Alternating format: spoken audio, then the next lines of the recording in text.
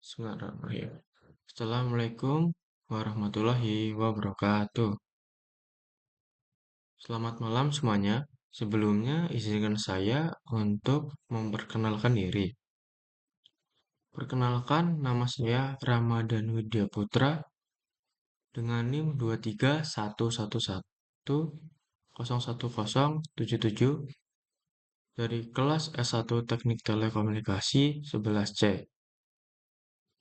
Pada kesempatan pada malam hari ini, saya akan mempresentasikan tugas besar komunikasi data yang berjudul Pengenalan Komunikasi Data untuk memenuhi penilaian mata kuliah komunikasi data.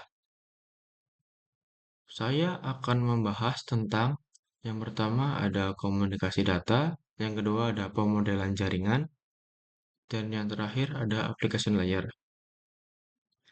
Ya, tanpa berlama-lama lagi, langsung saja kita pada pembahasannya.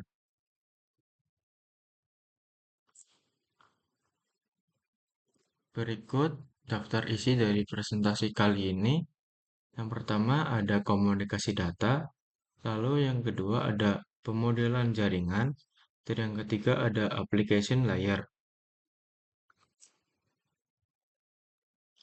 Komunikasi data.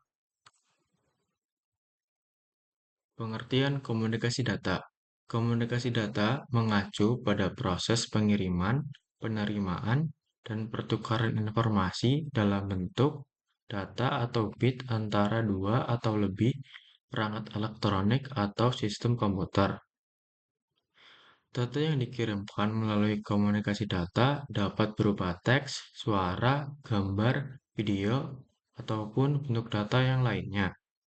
Proses komunikasi data terjadi melalui saluran komunikasi, seperti kabel fisik, gelombang radio, atau jaringan komputer, yang memungkinkan data untuk bergerak dari satu tempat ke tempat lain dengan cepat dan juga efisien. Selanjutnya ada parameter dari komunikasi data. Yang pertama, tujuan atau penerimanya itu harus benar.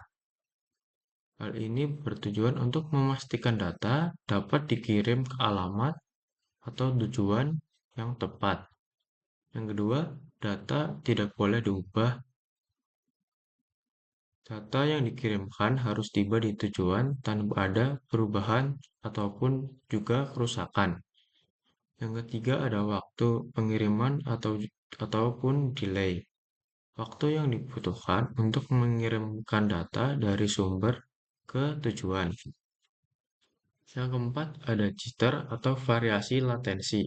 Jitter adalah waktu kedatangan dari paket data antara delay pertama dengan delay yang kedua. Selanjutnya ada komponen komunikasi data. Yang pertama, data yang berupa teks, gambar, audio, dan video. Yang kedua ada pengirim atau sender. Yang ketiga ada penerima atau receiver. Yang keempat ada media transmisi dengan kabel dan tanpa kabel. Yang kelima ada protokol atau prosedur untuk mengirimkan data. Jadi dari pengirim atau sender itu akan melalui medium untuk mengirimkan teks atau gambar, audio, dan juga video, lalu diterima oleh penerima. Selanjutnya ada aliran komunikasi data. Yang pertama itu adalah simplex, komunikasi yang berjalan dengan satu arah. Contohnya ada radio, TV, dan juga monitor. Yang kedua ada half duplex, komunikasi yang berjalan secara dua arah tetapi tidak dapat dalam waktu yang bersamaan. Contohnya itu adalah walkie-talkie. Yang ketiga ada full duplex, komunikasi yang berjalan secara dua arah dalam waktu yang bersamaan. Contohnya itu adalah telepon. Lalu ada pemodelan jaringan. Model komunikasi data terdapat dua model dalam komunikasi data yaitu OSI layer dan juga TCP/IP.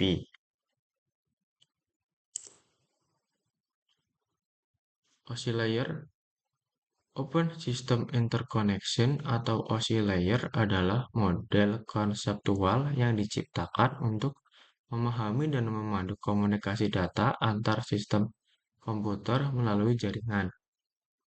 Model ini terbagi menjadi 7 lapisan, mulai dari physical layer yang berhubungan dengan medium transmisi data, seperti kabel ataupun gelombang radio, sampai application layer yang berinteraksi langsung dengan software milik end user.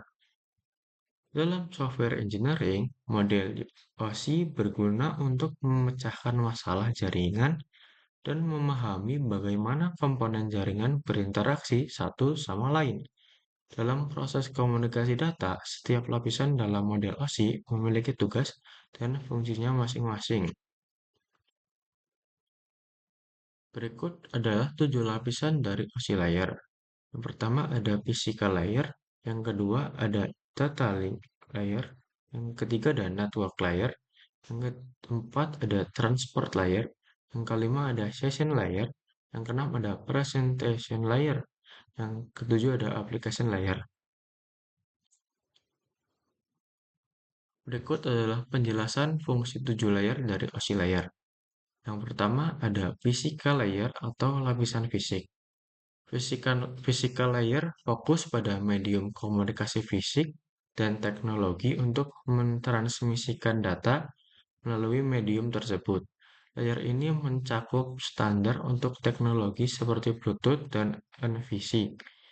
Physical layer juga menangani konversi data menjadi aliran bit yang kemudian dikirimkan melalui medium seperti kabel ataupun gelombang radio.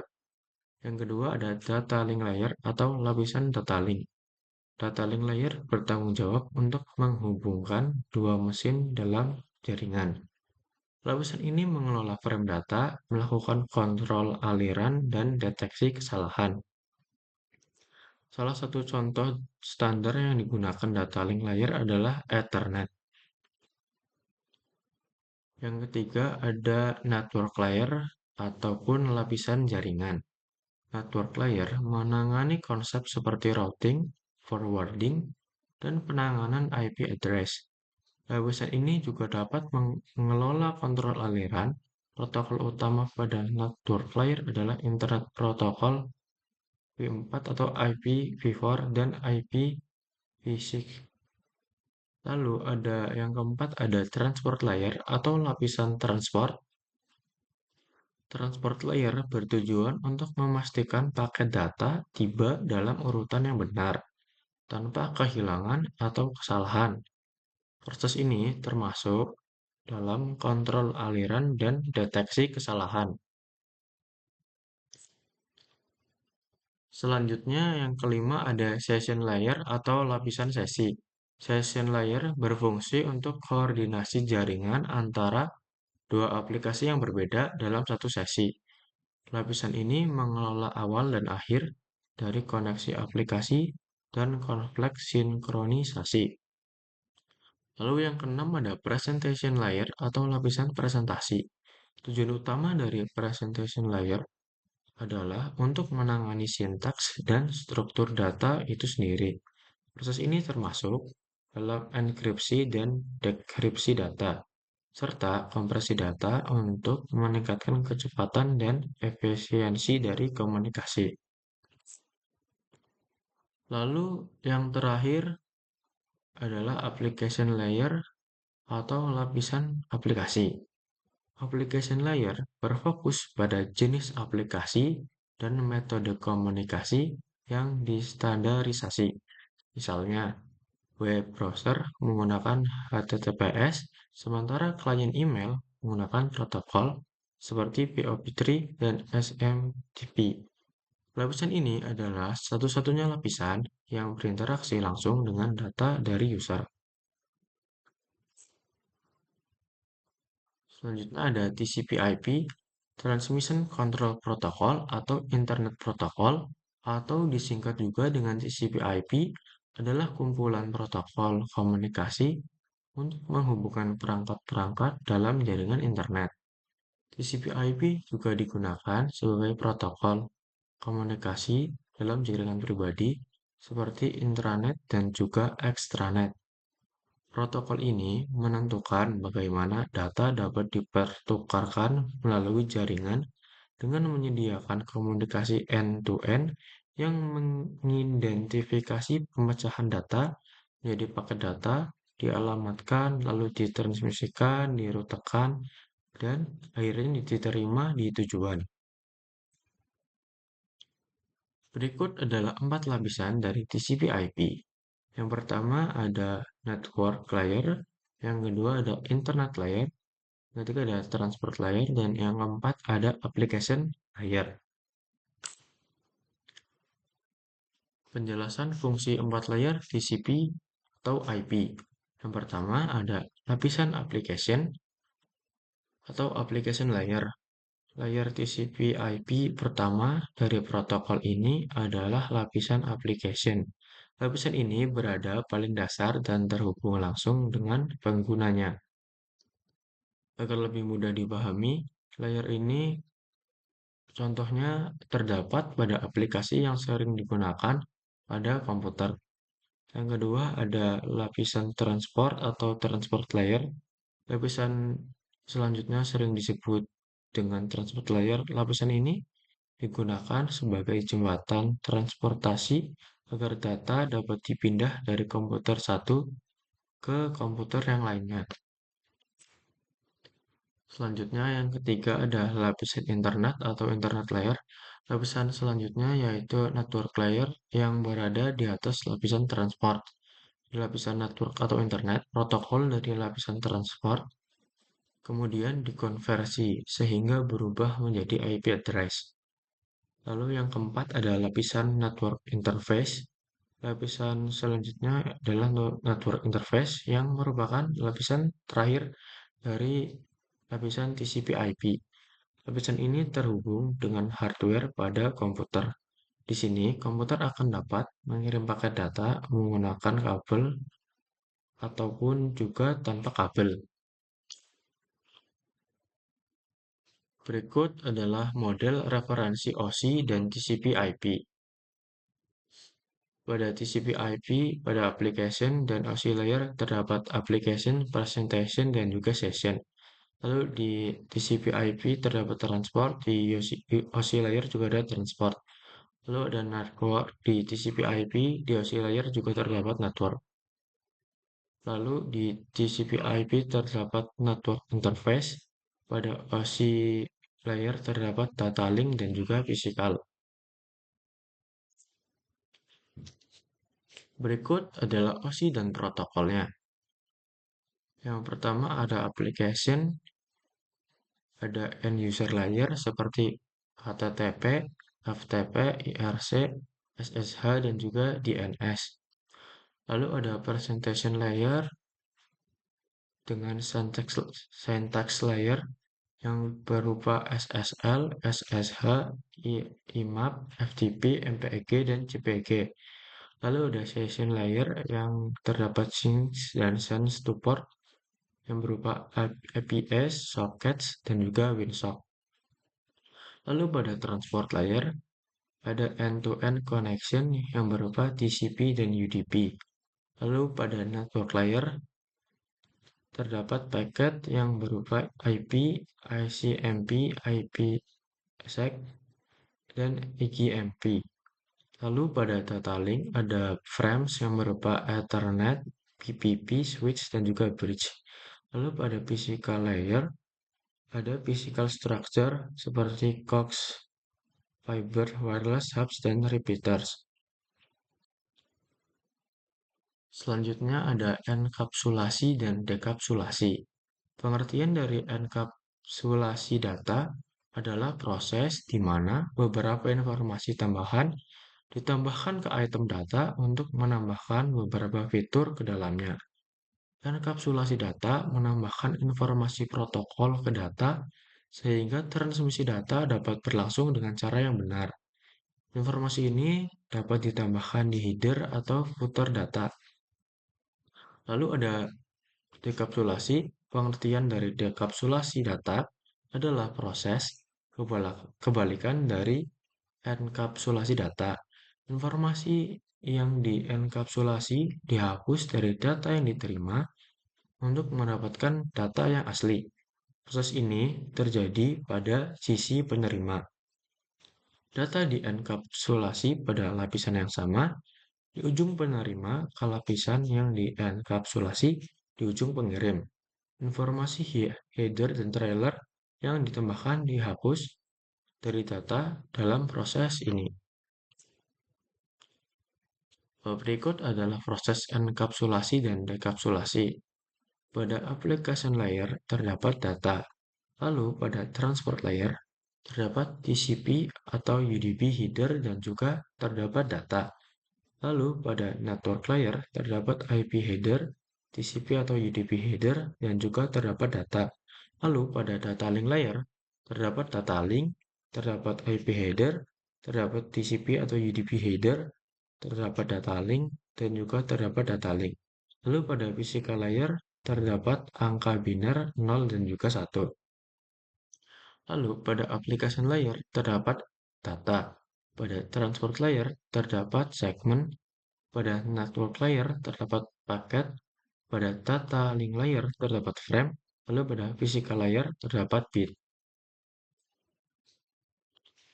Ya, selanjutnya ada application layer.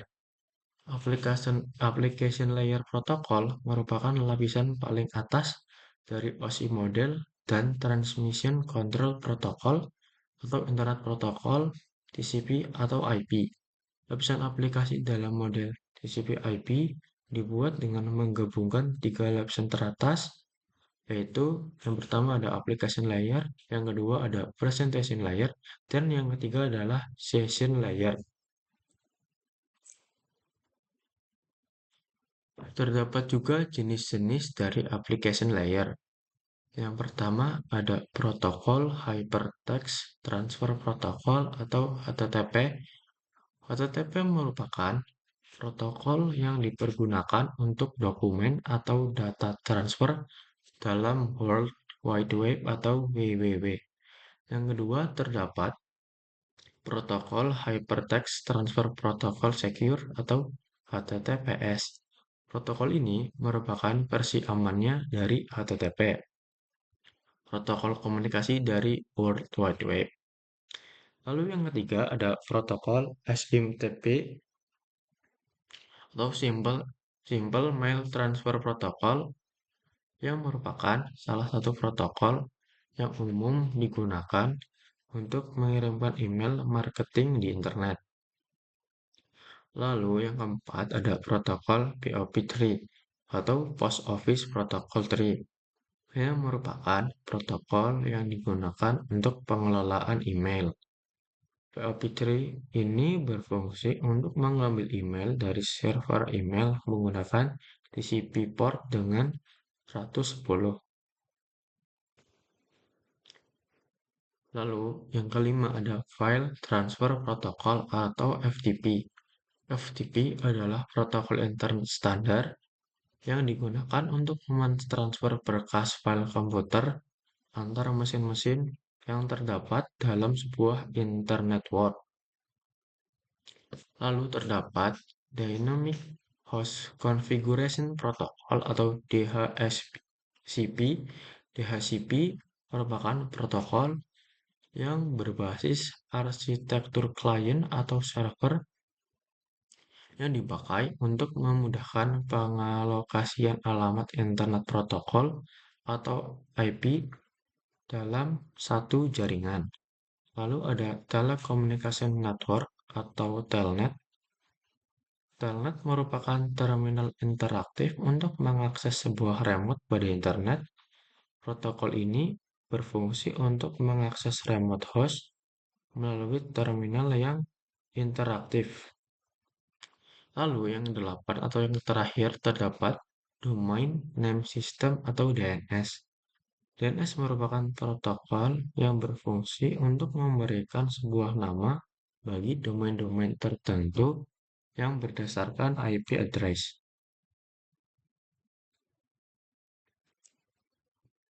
Lalu ada Domain Name System. Terdapat tiga domain. Yang pertama yang dilambangkan dengan warna pink adalah root domain di situ. Lalu ada top level domains seperti .edu, .com, .gov, dan .mil. Lalu terdapat second level domains dengan MIT, Try Hike Me, Google, USA, NASA, dan juga Army.